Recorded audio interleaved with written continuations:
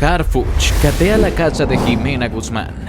Un asesinato sacude México, pero el secreto en su sótano es una bomba. ¿Toneladas de droga? ¿Una red criminal oculta? ¿O una trampa mortal? El paradero de Jimena destapa un escándalo que nadie esperaba. Quédate hasta el final para descubrir el secreto explosivo que podría cambiar todo sobre el caso de Jimena Guzmán y lo descubierto en su sótano.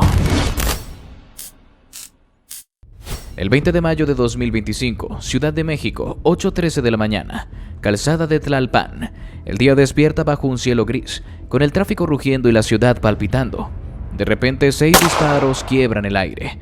En solo 12 segundos, 2 vidas se apagan. Jimena Guzmán, de 28 años, coordinadora clave de la jefa de gobierno Clara Brugada, y José Muñoz, de 42, estratega contra la corrupción, son ejecutados en una camioneta negra estacionada cerca de la estación Xola del metro. El sicario en una motocicleta dispara a quemarropa y camina tranquilo, como si nadie pudiera tocarlo. La sangre mancha el asfalto, las redes sociales estallan con videos caseros y palabras como atentado, traición y mensaje se vuelven virales. Esto no fue un crimen al azar, fue una advertencia quirúrgica, con cámaras de seguridad apagada, sin testigos útiles, diseñada para silenciar y sembrar miedo. Días después, Omar García Harfuch, el jefe de seguridad que desafía al narco, cateará la casa de Jimena. Lo que encuentra en su sótano cambia todo. Toneladas de droga escondidas en un compartimiento secreto. ¿Era Jimena una víctima inocente, una operadora clave o un peón en un juego de poder? Este caso está sacudiendo a México y hoy lo desentrañamos. El crimen fue brutal. Jimena Guzmán, licenciada en Sociología por la Universidad Autónoma Metropolitana y con una maestría en París, era mucho más que una funcionaria. Como coordinadora de enlace entre Clara Brugada y la Secretaría de Finanzas, era el puente que conectaba al gobierno con los barrios olvidados. Gestionaba agendas, revisaba flujos presupuestales y detectaba irregularidades. Días antes de su muerte, envió un informe interno señalando contratos sospechosos en programas de desarrollo social en Iztapalapa y Tláhuac. Su trabajo tocaba fibras sensibles, pero no tenía escoltas ni protección. José Muñoz, economista formado en la UNAM y con un posgrado en políticas públicas en Barcelona, era un estratega en la sombra. Lideraba Plataforma Clara, un proyecto piloto para transparentar licitaciones menores, esas donde se filtran millones sin grandes filtros. Descubrió 173 contratos adjudicados directamente a empresas fantasma en Naucalpan, Cuautitlán y otras zonas, con nexos a campañas políticas pasadas. Ambos sabían que pisaban terreno peligroso, pero estaban desprotegidos. Aquella mañana, en un Audi Q2, un motociclista disparó más de 10 balas. No hubo oportunidad de escapar. El impacto fue inmediato. Clara Brugada, al enterarse, canceló su agenda. No fue un accidente y no lo dejaremos impune, escribió en redes. En el velorio en la funeraria Galloso, rodeadas de fuertes medidas de seguridad, tomó el micrófono ante un salón lleno de funcionarios visiblemente afectados. Jimena no solo era mi secretaria, era mi brújula. José no era un técnico, era la conciencia de nuestras decisiones. Los mataron por hacer bien su trabajo, y eso nos debe doler más que cualquier bala. Sus palabras, transmitidas en vivo, desataron una ola de indignación. Políticos de todos los espectros condenaron el ataque. Omar García Harfuch, titular de la Secretaría de Seguridad y Protección Ciudadana, expresó su consternación y prometió trabajar con Pablo Vázquez Camacho, jefe de Seguridad Capitalina, y Berta Alcalde, fiscal de la Ciudad de México, para esclarecer el caso. Durante la conferencia matutina en Palacio Nacional, Harfuch alertó a la presidenta Claudia Sheinbaum, quien, visiblemente conmovida, ofreció el apoyo total del gobierno federal, incluyendo al Centro Nacional de Inteligencia, la Secretaría de Defensa y la Marina. Eduardo Ramírez, gobernador de Chiapas, calificó el atentado como cobarde y defendió la honestidad de Brugada. Luisa Gutiérrez, presidenta del PAN en la Ciudad de México, envió condolencias a las familias y a Brugada, describiendo el crimen como un golpe que enluta la capital. Citlali Hernández, titular de la Secretaría de Mujeres, llamó a Jimena y José compañeros entrañables, honestos, trabajadores, leales y solidarios. Alejandra Frausto, secretaria de Turismo, compartió un mensaje desgarrador en X. «Vuelen alto, queridos Jime y Pepe», junto a una foto de ambos sonriendo. Marcelo Ebrard, titular de Economía, lamentó la pérdida de 2 servidores públicos ejemplares. Ricardo Anaya Cortés, coordinador del PAN en el Senado, fue más allá, sugiriendo que el crimen podría ser un crimen de Estado y exigiendo transparencia total en la investigación. Estas reacciones reflejan la magnitud del caso. No era solo un asesinato, era un ataque al corazón político de la Ciudad de México. Las preguntas no tardaron en surgir. ¿Cómo es posible que dos funcionarios clave con acceso a información sensible no tuvieran escoltas? ¿Por qué no había vigilancia en una zona tan transitada? ¿Quién dio la orden que nunca llegó? Las miradas detrás del cordón policial no eran de curiosidad, sino de temor. Si pudieron matar a Jimena y José en plena luz del día, en un semáforo de Tlalpan, ¿quién está a salvo? El celular de Jimena vibró 3 veces antes de quedar en silencio. Una llamada perdida que podría ser un intento desesperado de advertir algo, de salvarse. Los medios colapsaron con rumores. Se hablaba de un archivo que ambos planeaban entregar, una lista de nombres, un mapa de conexiones, un secreto que alguien quería enterrar. La ciudad contuvo el aliento, y en medio del caos un hombre resonó con fuerza. Omar García Harfuch. Desde su búnker táctico en la Secretaría de Seguridad Ciudadana, mientras las alertas digitales se multiplicaban, pronunció 3 palabras que marcaron el inicio de una cacería. Que empiece Hydra. Analistas de inteligencia, equipos de rastreo, drones aéreos, todo se puso en movimiento. Harfuch sabía que esto no era un simple homicidio. Era el comienzo de una guerra soterrada contra una red que opera desde las sombras. A las 9:21 de la mañana, un helicóptero descendió sobre el asfalto aún manchado de sangre en Calzada de Tlalpan. Harfuch, escoltado por 2 unidades blindadas y un dron de reconocimiento, llegó sin chaleco, solo con una chaqueta oscura. Las cicatrices de 2020, cuando sobrevivió a un atentado del cártel Jalisco Nueva Generación con fusiles Barrett y granadas, parecían arder en su brazo izquierdo. Esta vez no llegaría tarde. Caminó hacia la camioneta donde yacían Jimena y José. Observó los ángulos del impacto, pidió distancia y ordenó: cierre total de perímetro, nadie entra, nadie borra nada. Desplegó el protocolo Hydra, un modelo de análisis criminal híbrido que diseñó tras su propio atentado. Intervención de cámaras C5, rastreos triangulados de dispositivos móviles, comparativa de placas vehiculares, reconstrucción digital 3D del crimen en tiempo real. La orden fue clara: denme todo, ya. A las 10:03, un dron de vigilancia privado captó una motocicleta sin placas, modelo Itálica 250, posicionada frente al semáforo 80 segundos antes del ataque. El conductor llevaba casco negro, guantes y una mochila rígida. A las 10:10, una cámara de un Oxxo en la esquina de Tlalpan y Coruña grabó a un segundo sujeto con binoculares digitales en la azotea de un edificio a 200 metros. A las 10:21, un testigo entregó un video de dashcam. Una SUV blanca sin placas polarizada estaba detenida 3 minutos antes, a 50 metros del punto del impacto. El patrón era inconfundible: un tridente operativo con un punto de vigilancia, ejecutor y vehículo de respaldo. Coincidía al 87%, con tácticas del grupo Delta del CJNG, responsables de atentados en Uruapan en 2023 y del asesinato del fiscal de Colima en 2024. Pero lo más inquietante vino después. El análisis del código de las cámaras C5 mostró una manipulación interna. Las imágenes de las 2 cuadras previas al atentado fueron sobreescritas 18 minutos antes, algo que solo podía hacerse desde un terminal administrativo con privilegios especiales. Harfuch respiró hondo y murmuró: esto viene de adentro. En el centro de control, un ingeniero de la división digital gritó: tenemos un pin cruzado en una torre de Telcel. El número de Jimena permaneció activo 17 minutos después del atentado, manipulado remotamente. El celular de José, abierto en la aplicación Signal Pro, tenía un último mensaje enviado: dile a JG que no suba el archivo. Ya saben, nos siguen. No era solo un atentado, era una operación coordinada, fría, precisa, con conocimiento interno. ¿Cómo tras años de protocolos, blindajes y reformas, 2 figuras clave en la lucha contra la infiltración criminal no tenían un solo agente de protección? La respuesta llegó en la madrugada del 21 de mayo. Los sistemas de rastreo de movilidad urbana, cruzados con servidores de peaje vehicular, detectaron una motocicleta blanca con placas de Querétaro que cruzó el segundo piso del periférico sur a las 5:22 de la mañana del 20 de mayo. 3 horas después fue captada en Calzada de Tlalpan, estacionada por 9 minutos frente al semáforo de San Simón, el mismo donde cayeron Jimena y José. No era una coincidencia, era un marcador geotemporal, pero lo más perturbador era su origen: una propiedad registrada bajo una sociedad anónima en Corregidora, Querétaro, una de tantas empresas fantasmas vinculadas a contratos de consultoría digital para gobiernos locales. La unidad forense digital analizó imágenes de un dron que sobrevoló la zona 30 minutos antes del crimen. El motociclista llevaba un auricular táctico de recepción continua, modelo usado por escoltas privados y comandos, no disponible comercialmente. Alguien le daba instrucciones en tiempo real. La SUV blanca, vista minutos antes del ataque, había sido reportada semanas antes por una residente en Naucalpan, pero la denuncia fue ignorada.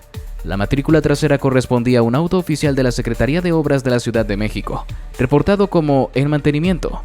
Era una placa clonada, una identidad robada, otra prueba de una operación con infraestructura interna. Harfuch ordenó mapear el eje de tránsito en 3 puntos: el lugar del crimen en Calzada de Tlalpan, la oficina privada de Jimena en el Palacio del Ayuntamiento y su domicilio en una torre de departamentos en la Colonia del Valle. El resultado fue aterrador. El motociclista no solo conocía los movimientos de las víctimas, sino que había realizado recorridos de prueba los días 14, 16 y 18 de mayo, siempre a la misma hora, siempre por la misma ruta. Había vigilancia, seguimiento, preparación. Esto desmontaba la idea de un crimen impulsivo. A las 6:12 de la mañana, 121 minutos antes del atentado, una señal de geolocalización activó remotamente el chip GPS oculto en el teléfono de José Muñoz. No fue él. El acceso vino desde una red Wi-Fi en las inmediaciones del Palacio del Ayuntamiento, un sitio sin red pública, solo con intranet para funcionarios. Alguien con acceso oficial sabía exactamente dónde estaban. La Ciudad de México, alguna vez considerada una zona blindada frente al control territorial de los cárteles, ya no era inmune. La sofisticación del atentado sugería una escalada técnica y una ruptura del pacto histórico de no agresión entre poderes criminales y estructuras de gobernabilidad. Ya no se trataba de pelear por rutas de droga, sino de eliminar voces incómodas desde dentro del sistema. El caso dio un giro explosivo cuando Harfuch ordenó catear la casa de Jimena Guzmán. La decisión no fue al azar. Las pistas digitales y los rumores de actividades ilícitas apuntaban a algo grande. La vivienda, ubicada en un barrio tranquilo de la Colonia del Valle, parecía una casa común, pero los agentes con órdenes judiciales llegaron de noche y registraron cada rincón. Tras una trampilla reforzada, encontraron un sótano secreto. Dentro, toneladas de droga, paquetes de cocaína y metanfetaminas valuados en millones de pesos. El escondite, con paredes insonorizadas, ventilación especial y un diseño casi militar, no era obra de aficionados. También hallaron documentos, celulares y discos duros. En redes sociales, especialmente en X, los rumores explotaron. Se hablaba de nombres de políticos, empresarios, incluso policías en esos archivos. Pero cuidado, esto no está confirmado. Especular sin pruebas puede desviar la verdad. La pregunta central es, ¿sabía Jimena de este sótano? ¿Era su casa una fachada para una operación de narcotráfico? ¿O fue víctima de una trampa para desviar la atención? El hallazgo plantea 3 teorías. Jimena como víctima atrapada sin querer en una red mortal, Jimena como operadora, una pieza clave en un esquema criminal, o Jimena como peón en un juego de crimen digital, como sugieren algunas teorías no verificadas que circulan en línea. El sótano no era un simple escondite. Su construcción requería recursos, contactos y expertise. Mover toneladas de droga sin ser detectado implica una red sofisticada de sobornos, infiltrados, impunidad. En 2024, México reportó decomisos récord de estupefacientes, pero este caso sugiere que los cárteles operan con una precisión quirúrgica, e incluso en barrios seguros de la capital. Los vecinos de Jimena están en shock. Era una mujer reservada, dicen algunos. Otros recuerdan movimientos extraños como vehículos desconocidos o visitas nocturnas, pero nunca sospecharon algo de esta magnitud. Esto nos recuerda una verdad incómoda. El crimen organizado está más cerca de lo que pensamos. Puede estar en la casa de al lado. Harfuch, con su experiencia enfrentando al CJNG en 2020, sabe que este hallazgo es solo la punta del iceberg.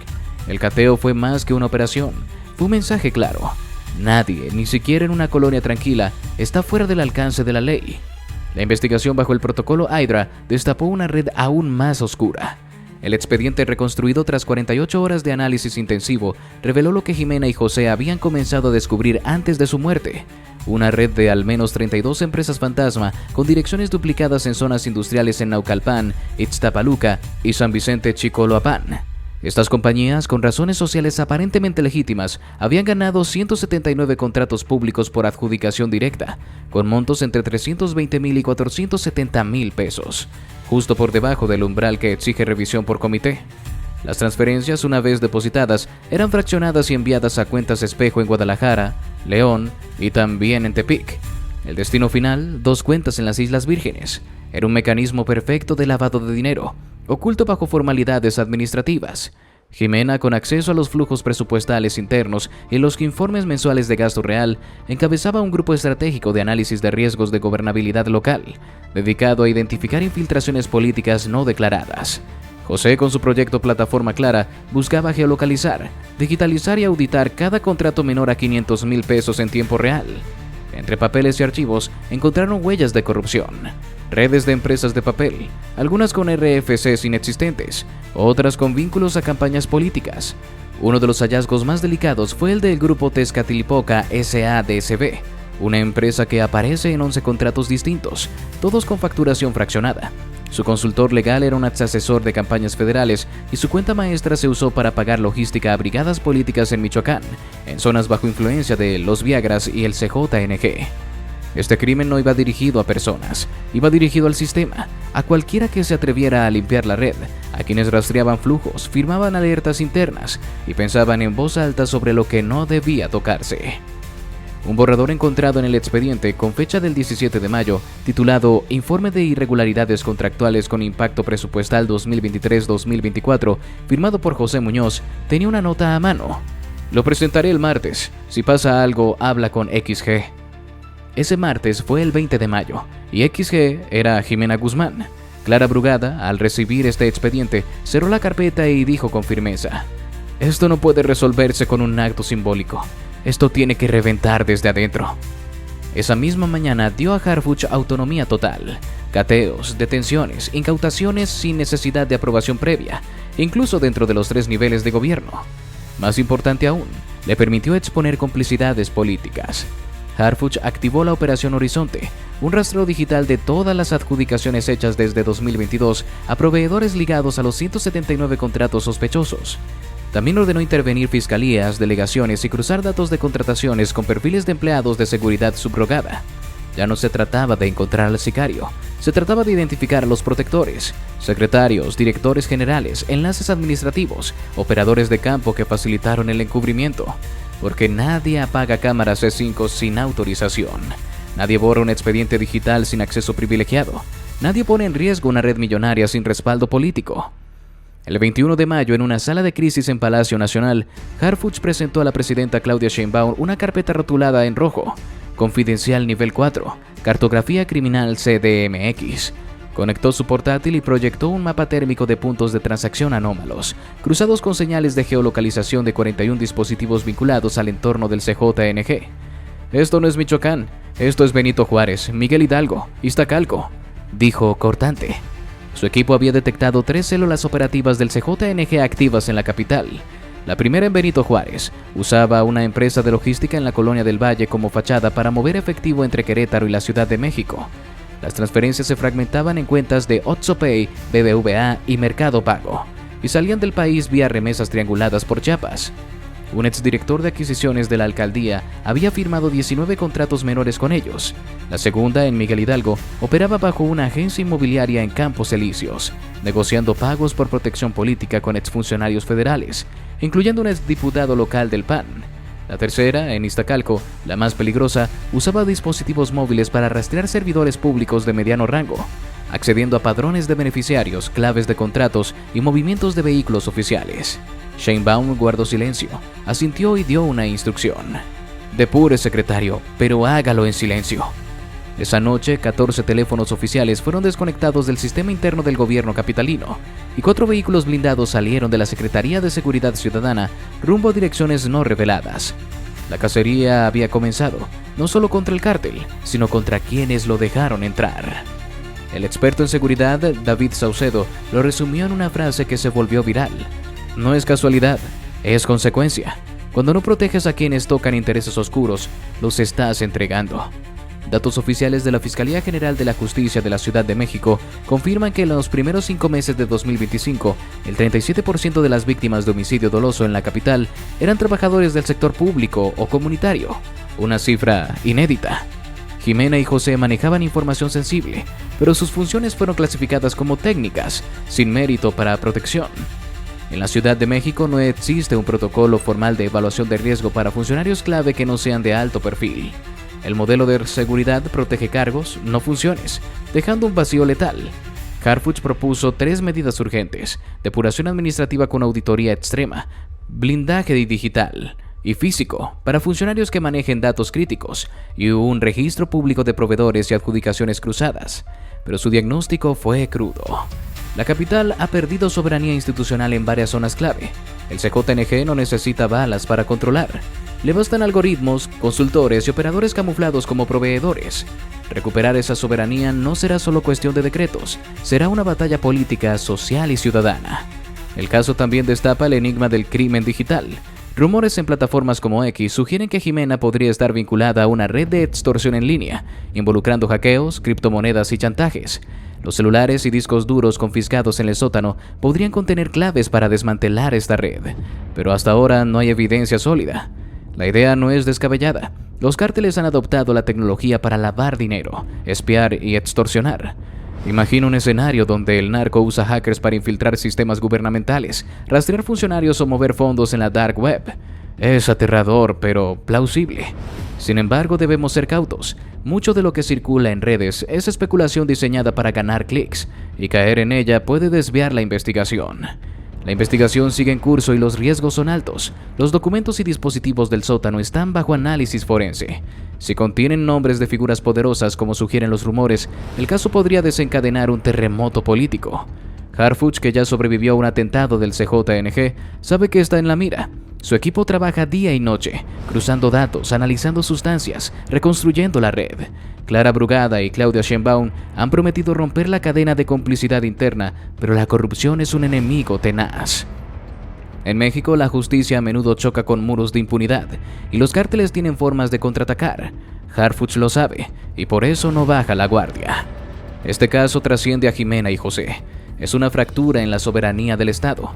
Su asesinato fue una advertencia fría, planificada, estructural, dirigida a quienes se atreven a limpiar las cloacas del poder sin pedir permiso. No mataron solo a 2 personas, mataron la conciencia de un sistema que depende de funcionarios valientes para no colapsar. Como dijo Brugada en el velorio, Jimena y José eran una brújula, una guía para un gobierno que busca servir a los más vulnerables. Su legado nos obliga a preguntarnos: ¿qué hacemos como sociedad? ¿Seguimos normalizando la violencia, compartiendo rumores sin verificar, o exigimos justicia y transparencia? La muerte de Jimena y José no puede ser en vano. Nos recuerda que el narco no solo destruye vidas, destruye familias, comunidades, el tejido mismo de un país que lucha por no rendirse. Imagina estar en su lugar. Descubres una red que lava millones, que conecta a políticos con cárteles, que opera bajo la nariz de todos. ¿Denunciarías sabiendo que podrías no volver a casa? Jimena y José lo intentaron y pagaron el precio más alto. Pero su valentía nos deja una lección. Hacer lo correcto no debe ser una sentencia de muerte. En honor a ellos debemos exigir un sistema que proteja a quienes lo limpian, que castigue a los cómplices, que no permita que el miedo gane. Este caso no es solo una noticia, es un llamado a despertar. La verdad está en los datos, en una hoja de Excel, en un mensaje no enviado, pero también está en nosotros, en nuestra voluntad de no callar. ¿Qué crees que hay en esos documentos? ¿Quién ordenó el crimen? ¿Era Jimena víctima, operadora o algo más? Deja tus teorías en los comentarios, dale like, comparte este video y activa la campanita. Este caso está lejos de cerrarse y te prometo que seguiremos cada pista, cada revelación. La justicia para Jimena y José no es solo una promesa, es una deuda. Nos vemos en el próximo video.